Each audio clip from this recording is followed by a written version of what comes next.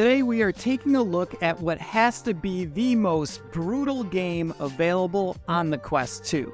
It's pretty incredible what this game has been able to accomplish on the Quest standalone headset. And that game is Blade and Sorcery Nomad. We're going to go over everything this game currently has to offer, as well as the promise it holds for the future and what makes it so damn special. But before we get into it, if you could just do me a quick solid and hit that like button, I'd greatly appreciate it. There's a decent chance this video will get age restricted, so some likes would go a long way and really help me out. Let's do this.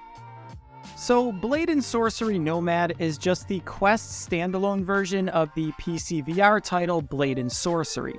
It's currently in early access, so it's an unfinished game. But with that being said, it is extremely playable in its current form.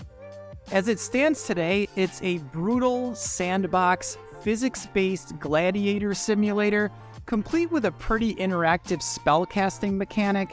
It's kind of like if you took a realistic version of Gorn, smashed it together with the physics of Bone Lab, and sprinkled a little bit of Skyrim on top. Now, this game does have big plans to be a lot more in the future, and we'll get into that later in the video, so stick around for that. Right away, these graphics are pretty damn solid for the Quest 2. The characters look lifelike, and the environments are very detailed. When you start the game, there are several different areas you can choose to travel to. All of these, except for one, are basically different sandbox gladiator arenas. You choose which one you'd like to fight in, and once there, you have the option to spawn any weapon and armor you'd like to use, and choose from several different difficulty modes to begin a wave-based battle. And the combat is pretty f***ing incredible. Not only do the weapons feel like they have weight to them, but hits have a nice impact and the stabs are incredibly realistic. You can even take off heads and limbs. Also, everything can be thrown. It's truly remarkable just how much realism the combat has. Hits to plate armor glance off as it should, but connecting to a spot that's unprotected will go right through like butter. The weapon selection is also really nice. Multiple swords, daggers, shields, maces, hammers, staffs. There's a lot to play around with here. Also, all enemies in the waves drop their weapons when they're dispatched, so there's no lack of variety in how you can choose to run through these guys. Have fun with it. The world is your oyster. Alright, let's talk about the spell casting. There's currently 3 spells to choose from: Fire, Lightning, and Gravity. You can bind any of these spells to either hand at any time. With the Fire and Lightning spells, you can shoot out a basic fireball and wave of lightning from one hand, or charge both hands together for a huge fireball or insane lightning blast. You can also use the spells to charge up your weapons, adding fire and lightning damage to your attacks. This is really insane to me, and it shows how much thought went into integrating the spells with the combat. And then there's the Gravity spell, which is kind of bananas. It's basically the Force from Star Wars on crack. You can push enemies back, grab their legs and pick them up, and even rip them limb from limb. Also, you can charge your weapon with gravity to send your foes to the moon. Now, as this is a physics-based game, I do want to mention there is a fair bit of jankiness present here. It's also still in early access, so keep that in mind. The game is currently being updated as improvements and new gameplay features become available.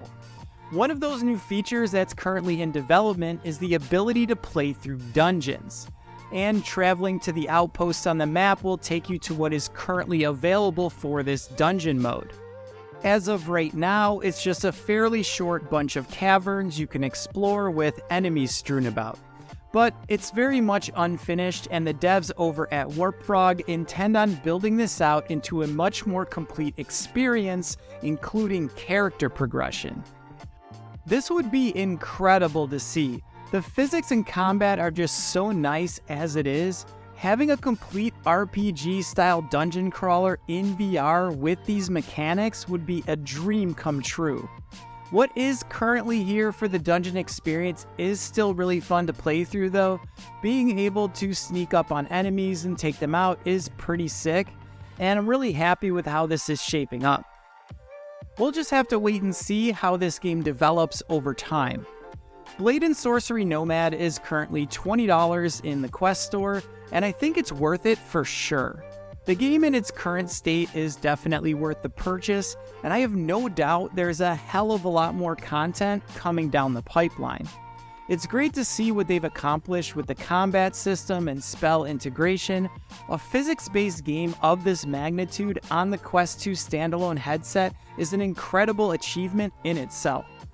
So that's a wrap for Blade and Sorcery Nomad. If you enjoyed the video, do me a super solid and hit that like button.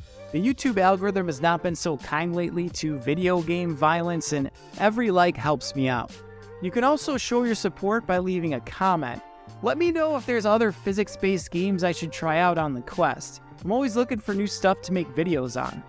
Don't forget to subscribe to the channel for more VR reviews like this one. I'll always give my honest opinion to keep you informed. And if you like this one, check out my review of In Death Unchained, popping up on your screen right now.